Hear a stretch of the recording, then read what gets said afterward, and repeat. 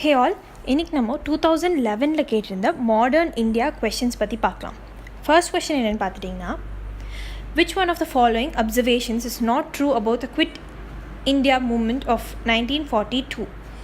It was a non-violent movement. It was led by Mahatma Gandhi. It was a spontaneous movement. It did not attract the labor class in general. Pause பண்ணி guess பண்ணிக்கோங்க. இதுக்கான answer பார்த்துட்டிங்கன்னா option A, it was a nonviolent movement. So quit India movement அப்படிங்கிறது Britishers வந்து nonviolent மூமெண்ட்டில் வயலண்ட்டாக போகாமல் இங்கே வந்து India விட்டு வெளியேறிடுங்க அப்படின்னு வந்து சொல்லுவாங்க. ஸோ அது வந்து it is a nonviolent movement. ஆனால் it was meant to be a nonviolent movement. Gandhi வந்து முதலேருந்தே என்ன சொல்லுவார்னா, நான்-வயலண்ட்டாக இருங்க, அப்படி இருந்து அச்சீவ் பண்ணுங்கன்னு. பட் வந்து it turn to be a violent because British came down heavily on all the Congress leaders. நிறைய பேரை கொன்னுருவாங்க, கிட்டத்தட்ட 10,000 பேரை வந்து கொன்னுருவாங்க இந்த இதில். அடுத்து உடனே ஃபெமைன் வந்துடும். நம்மளுக்கு வந்து அவங்க வேர்ல்டு வார் 2 கான்சென்ட்ரேட் பண்ணிகிட்டு இருக்கறனால இங்கே சாப்பாடே நம்மளுக்கு இருக்காது, நிறைய பேர் அதனால் இறந்துருவாங்க. ஸோ வந்து குவிட் இண்டியா மூமெண்ட்னாவே நான்-வயலண்ட் மூமெண்ட் தான், பட் வந்து வயலண்ட் ஆயிடுச்சு. Next one, which among the following provided common factor for tribal insurrection in India in the 19th century? So tribal factors என்னென்னு கேட்குறாங்க. Introduction of new system of land revenue and taxation of tribal products. B, influence of foreign religious missionaries in tribal areas. C, rise of large number of money lenders, traders and revenue farmers as middlemen in tribal areas. D, the complete disruption of old agrarian order of the tribal communities. So எது வந்து கரெக்டான ஆன்சர்னு கேட்குறாங்க. Answer வந்து D. இப்போ வந்து அவங்களுக்கு வந்து இப்போ இன்ன வரைக்குமே வந்து ஃபாரஸ்ட் ரைட்ஸ் ஆக்ட்னு இருக்குது. ட்ரைபல் பீப்புள் வந்து அவங்களோட லேண்ட், அவங்களோட ஃபாரஸ்ட்னு தனியாக அவங்க மட்டும் தான் இன்ஹாபிட் பண்ணுவாங்க. யாருமே வந்து அதுக்குள்ளே போய் லேண்ட் வாங்கக்கூடாது, அவங்க வந்து எந்த இண்டஸ்ட்ரியோ செட் பண்ணக்கூடாது. ஸோ வந்து ட்ரைபலுக்கு அகேன்ஸ்டாக போனது 19th centuryயில் என்னென்னா, the complete disruption of old agrarian order for the tribal communities. அவங்களோட ஆர்டர் வந்து கம்ப்ளீட்டாக டிஸ்டர்ப் பண்ணி விட்டாங்க. ஸோ வந்து next, the most sensible. Okay, next one, with reference to the period of the colonial rule in India, home charges அப்படிங்கிறது என்ன அப்படின்னு கேட்குறாங்க. formed an important part of the drain of the wealth from India. Which of the following funds constituted home charges ன்னு கேட்குறாங்க. Home சார்ஜஸ்னால் என்ன, நம்ம இந்தியாவிலேருந்து காசு எடுத்து பிரிட்டிஷ் யூஸ் பண்ணிக்கிறது. எதெல்லாம் யூஸ் பண்ணான்னு கேட்குறாங்க. Funds use to support the Indian office in London. So secretary of state office வந்து லண்டனில் இருந்தது இல்லையா, அதான்னு கேட்குறாங்க. அதுக்கு ஃபண்டுக்கு அங்கே இருக்கிறவங்களுக்குலாம் சம்பளம் கொடுக்குறது இந்தியாவிலேருந்து எடுத்து கொடுக்குறாங்களான்னு கேட்குறாங்க. Funds use to pay salaries and pensions of British personnel engage in India. இப்போ பிரிட்டிஷ் ஈஸ்ட் இந்தியா கம்பெனி இருந்திருக்கும், அதுக்கப்புறம் வைஸ் ராய்ஸ் வந்து ஹெட் ஆயிருப்பாங்க, லெஜிஸ்லேட்டிவ் கவுன்சில் இருக்கும், அசம்பிளிஸ் இருக்கும். ஸோ அதுக்கெலாம் வந்து மணி வந்து நம்ம இந்தியாவிலேருந்து எடுத்து கொடுத்தாங்க. Third one, funds use for waging wars outside India by the British. நம்ம மட்டும் இல்லாமல் இந்தியா மட்டும் இல்லாமல் இந்தியா வெளியே போய் வார்ஸ் வேஜ் பண்ணுறக்கும் இந்தியாவிலேருந்து காசு எடுக்கிறாங்கன்னு கேட்குறாங்க. ஆப்வியஸாக இதுலேருந்தே தெரியுது. ஆப்ஷன் என்ன அப்படின்னு பார்த்துட்டிங்கன்னா டி, மூணுக்குமே வந்து இந்தியாவிலேருந்து தான் காசு எடுப்பாங்க. So home charges would be probably found to be the dividends on East India stock, interest in home debt, salaries of the officers. அவங்களுக்கு அங்கே இன்ட்ரெஸ்ட் பே பண்ணுறதுக்காக ஈஸ்ட் இந்தியா கம்பெனி வந்து என்ன பண்ணியிருக்கோன்னா, காசு இல்லைன்னா வந்து பிரிட்டிஷ்டேருந்து காசு வாங்கியிருக்கோம். ஐ மீன் அவங்களோட குவீன் இருக்கும்ல, அவங்களோட அந்த பேங்க்டேருந்து காசு வாங்கியிருக்கோம். அதை இன்ட்ரெஸ்ட் பே பண்ண முடியலன்னா நம்ம இந்தியாவிலேருந்து சுரண்டி அங்கே பே பண்ணுறது. அடுத்து வந்து ஹோம் டெப்ட், அதாவது salaries of the officers, establishment of the building connected with the home department of Indian government. அதுக்கப்புறம் ஏதாவது ரிட்டையர்ட் மெம்பர்ஸ்க்கு பே பண்ணணுன்னா அது அவங்க கொடுப்பாங்க. Indian military and civil services, அதுக்கு charges of all descriptions paid in the country connected with the British ட்ரூப்ஸ்க்கு serving in India and portion of the cost of transporting the British troops and to and from India அப்படின்னு சொல்லி RC டட் வந்து நம்ம எக்கனாமிஸ்ட்னு சொன்னோம் இல்லையா, அவர் வந்து இதை சொல்லியிருக்காரு. ஹோம் சார்ஜஸ் அப்படிங்கிற இது யார் சொல்லியிருக்காங்கன்னு மேபி கேட்கலாம். ஆர்சி டட் தான் எடுத்து சொல்லியிருக்காரு.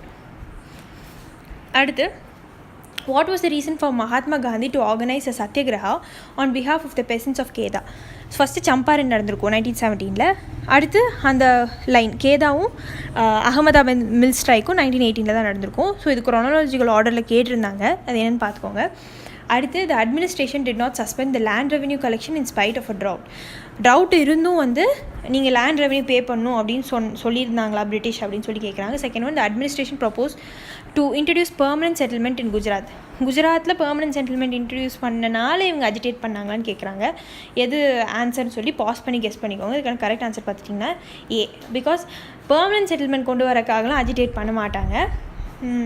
காந்தி எதுக்கு போனார்னா, இந்த மாதிரி ட்ரவுட் இருந்தும் வந்து லேண்ட் ரெவன்யூ பே பண்ண சொல்கிறீங்களே, ஆனால் இவங்கள்ட்ட காசும் இருக்காது, விளைச்சலும் வந்திருக்காது. ஸோ அதுக்காக தான் போயிருப்பார். ஸோ ஆப்ஷன் ஏ.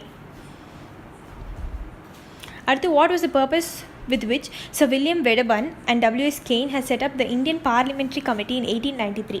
ஸோ வெடபர்னும் கெய்னும் சேர்ந்து இந்தியன் பார்லிமெண்ட்ரி கமிட்டி ஒன்று செட்டப் பண்ணியிருப்பாங்க 1893. எதுக்காகன்னு கேட்குறாங்க.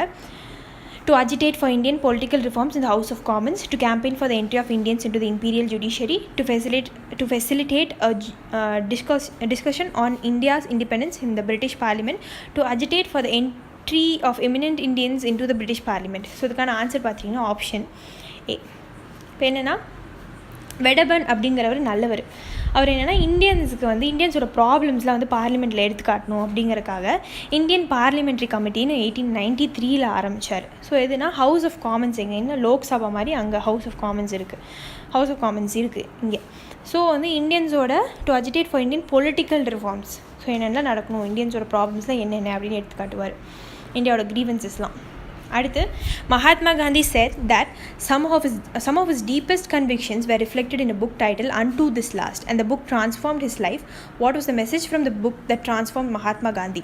இப்போ அவர் வந்து ஒரு புக் ரீட் பண்ணியிருக்காரு, Unto This Last அப்படின்னு. ஸோ அந்த புக்கு தான் வந்து அவரோட லைஃபே சேஞ்ச் பண்ணிச்சு அப்படின்னு சொல்கிறாரு. அந்த புக்கில் என்னதான் சொல்லியிருப்பாங்க அப்படின்னு சொல்லி கேட்குறாங்க. Option A, uplifting the oppressed and poor is the moral responsibility of an educated man. The good of individual is contained in the good of all. The life of celibacy and spiritual pursuit are essential for noble life. All the statements are correct. இப்போ வந்து எதுன்னு கேட்டிருக்காங்க. இதுக்கான answer பார்த்திங்கன்னா option B. The good of the individual is contained in the good of the all.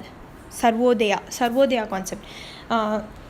இப்போ good of இண்டிவிஜுவல்னால் நம்ம வந்து நல்லது பண்ணால் எல்லாத்துக்கும் அந்த நல்லது போய் சேரும். கண்டெயின் இந்த குட் ஆஃப் ஆல் அப்படின்னு சொல்லியிருக்காங்க. Next, with reference to Indian freedom struggle, Usha Mehta is well known for.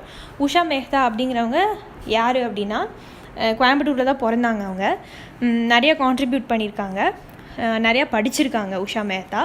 So என்னென்னு சொல்லியிருக்காங்கன்னா, running the secret Congress radio in the wake of the quit India movement, participating in the second round table conference, leading a contingent of Indian national army and assisting in the formation of interim government under Pandit Jawaharlal Nehru. இதுக்கான answer பார்த்துட்டிங்கன்னா option ஏ. என்னென்னா, உஷா மெஹ்தா ரொம்ப யங்காக இருப்பாங்க, 1920 தான் பிறந்திருப்பாங்க. Secret Congress ஒன்று, under ground Congress ஒன்று, radio ஒன்று நடத்துவாங்க. ஸோ காங்கிரஸ்க்காக. ஸோ இவங்க என்னென்னா 4 வருஷம் ப்ரிசனில் போட்டுருவாங்க, 1942 to 46. அப்புறம் அந்த இண்டிபெண்டன்ஸ் வாங்குகிற டைம் இல்லையா, ஸோ அப்போ வந்து என்ன பண்ணுவார்னா, காந்தி போய் கூட்டிகிட்டு வருவார். ஸோ நெகோசியேஷன்ஸ் நடத்து அவங்கள வெளியே கூட்டிகிட்டு வந்துடுவார். அடுத்து, with reference to the period of Indian freedom struggle, which of the following were recommended by the Nehru report? Nehru report 1928 வந்தது இல்லையா, அதில் என்ன சொல்லியிருக்காங்கன்னு கேட்குறாங்க. Complete independence for all, joint electorates for reservation of seats for minorities, provisions for fundamental rights for the people of India in the constitution. So இதுக்கான answer வந்து pass பண்ணி guess பண்ணிக்கோங்க. ஆன்சர் பார்த்துட்டிங்கன்னா பி 2 and 3. ஃபஸ்ட்டு தப்பு. நேரு ரிப்போர்ட்டில் கண்டிப்பாக complete இண்டிபெண்டன்ஸுங்கிற ஒரு concept கேட்க மாட்டாங்க. நான் சொன்னேன் 1929 தான் கம்ப்ளீட் இண்டிபெண்டன்ஸ் கான்செப்டே வரும். 1920 லாகூர் செஷனில் டொமினியன் ஸ்டேட்டஸ் மட்டும் தான் கேட்பாங்க. அப்புறம் வந்து joint electorates for reservation of seats for minorities. So joint electorates கேட்பாங்க. ரிசர்வேஷன் ஆஃப் சீட்ஸ் இருந்தாலும் ஜாயிண்ட் எலக்டரேட்ஸ் கேட்பாங்க. ஃபண்டமெண்டல் ரைட்ஸ் அப்படிங்கிற கான்செப்டே நேரு ரிப்போர்ட்லேருந்து தான் வந்தது. அடுத்து, அதான் பில் ஆஃப் ரைட்ஸ்ன்னு சொல்லுவாங்க. Okay friends, thank you.